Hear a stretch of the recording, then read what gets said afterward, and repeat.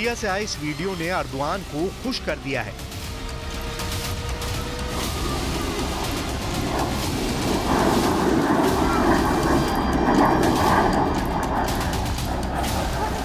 Syria से आए इस वीडियो में अमेरिका बता रहा है कि वो अर्दवान के साथ है।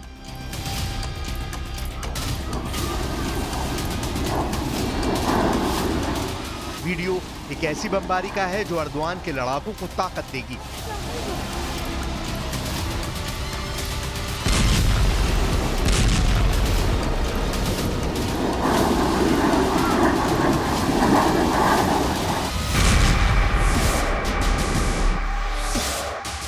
और ईरान के लिए तो ये बमबाज बहुत बड़ा झटका कहा जा रहा है। खामनेई इस वीडियो को देखकर बहुत मायूस है।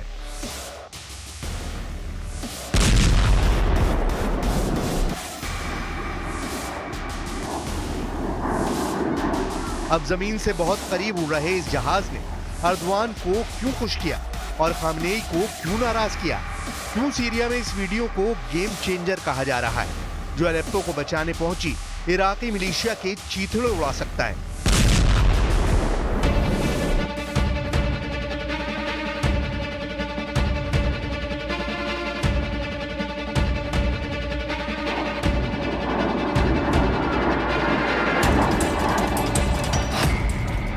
यह है अमेरिकी वायुसेना का A-10 थंडरबोल्ट। रिपोर्ट है कि अमेरिका के A-10 बॉम्बर ने सीरिया में तैनात ईरान और इराक के मिलिशिया पर हमला किया है। ये मिलिशिया अर्दवान के गैंग को खत्म करने के लिए अलेप्पो की तरफ बढ़ रहा था। रिपोर्ट है कि 1 और 2 दिसंबर को सीरिया में यह हमला किया गया।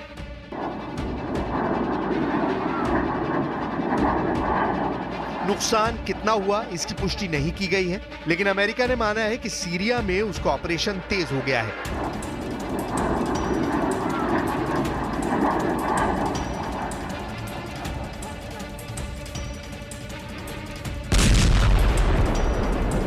The U.S. Central Command forces successfully destroyed several weapon systems in the vicinity of military support site Euphrates in Syria that included 3 truck-mounted multiple rocket launchers, a T-64 tank, and mortars that presented a clear and imminent threat to U.S. and coalition forces.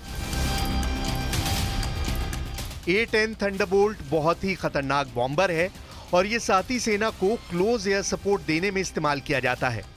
सवाल है कि अगर America ने Iran और Iraq से जुड़े militia पर बमबारी की है तो उसने किसकी मदद की है? सीरिया के अलेप्पो पर इस वक्त ISIS और अल-कायदा के आतंकी जमे हुए हैं। सीरिया के राष्ट्रपति बशर अल-असद का विरोध और एक बार फिर इस इलाके को आतंकवाद की आग में जलाने का काम जारी है। हयात तहरीर अल-शाम को मदद तुर्की से मिल रही है और सीरिया के साथ पुतिन और खामनेई खुलकर सामने आ गए हैं। सीरिया की जमीन पर उतरे अर्दवान के लड़ाकों को हराने वाला फार्मूला तैयार हो चुका है और यही वजह है कि हयात अल तहरीर अल शाम के 15,000 लड़ाकों या कहें कि आतंकियों के मुकाबले में इराक और ईरान से 30,000 मिलिशिया सीरिया पहुंचा है। सीरिया की जमीन पर जो युद्ध चल रहा है उसमें कौन किसके साथ है, ये बात पूरी दुनिया जानना चाहती है, क्योंकि 2011 में भी जब सीरिया का युद्ध हुआ था तब भी बशर अल-असद और बगदादी कैंप के बीच कौन किसका मददगार है, पूरी दुनिया कई सालों तक इस बात को समझती रही थी। इस बार ये बात तो साफ है कि बशर अल-असद के विरोधी हयात तहरीर अल-शाम को तुर्की की मदद मिल रही है। यानी HTS के साथ अर्दवान है तो दूसरी तरफ बशर अल-असद को मिल रहा है पुतिन का साथ। साथ में है खामनेई यानी ईरान, तो दूसरी तरफ बशर अल-असद का दुश्मन अमेरिका HTS का मददगार रहा है। इस बार भी बाइडन कैंप इन्हें आतंकी नहीं विद्रोही कह रहा है। इस युद्ध में बशर अल-असद को हिजबुल्लाह भी बचा रहा है और इजराइल चाहता है कि हिजबुल्लाह की ताकत घटे। इसलिए खबर है कि इजराइल बशर अल-असद से लड़ने वाले अर्दवान के लड़ाकों को हथियार सप्लाई कर सकता है। टाइम्स ऑफ इजराइल में 2019 में छपी यह खबर बताती है कि तब इजरायली सेना के चीफ ऑफ स्टाफ ने माना था कि इजराइल ने बशर विरोधी आतंकियों को हथियार सप्लाई किए थे। We're still assessing who is operating these weapons, but do know that there are Iranian-backed militia groups in the area that have conducted attacks on MSS Euphrates in the past. There are also Syrian military forces that operate in the area. To be clear, these self-defense actions successfully eliminated imminent threats to U.S. personnel and were not linked to any broader activities in northwest Syria by other groups. America की air force पर आरोप लग रहा है कि वो ISIS की वायुसेना की तरह काम कर रही है, क्योंकि अगर इराकी मिलिशिया मारा जाएगा तो फायदा अर्दवान गैंग को ही होगा, जिसका हिस्सा अल-कायदा और आईएसआईएस के आतंकी भी है। अमेरिका की बमबारी को A-10 अंजाम दे रहा है। A-10 थंडरबोल्ट की नाक पर लगी है 30 मिलीमीटर की गैटलिन गन, जो टैंक को भेज सकती है।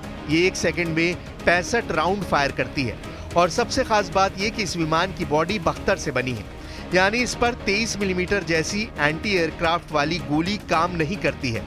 यही वजह है कि A-10 को फ्लाइंग टैंक भी कहा जाता है। अमेरिका के पास ऐसे 250 से ज्यादा विमान हैं।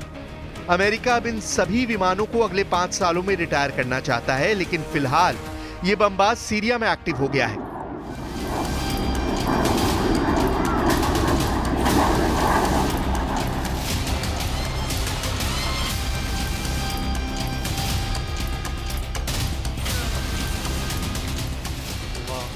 अब ये वीडियो देखिए, जिसने राष्ट्रपति बशर अल असद को बहुत बेचैन कर दिया है। अलेप्पो में ये जगह बशर अल असद का महल कही जाती है और अब यहाँ अर्दवान के HTS लड़ाकों का कब्जा हो चुका है।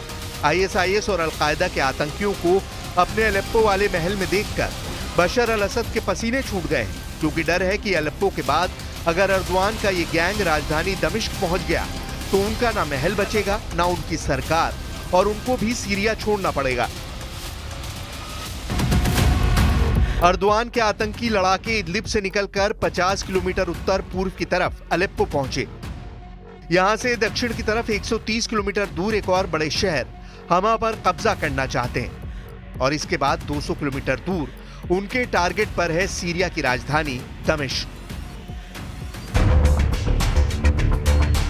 इन तीनों में सबसे पहला टारगेट सीरिया का दूसरा सबसे बड़ा शहर अलेप्पो रहा, जो अब आईएसआईएस और अल-कायदा से जुड़े आतंकवादियों के कब्जे में आ गया है और अमेरिका की वायुसेना पर उन्हें बचाने का इल्जाम लग रहा है।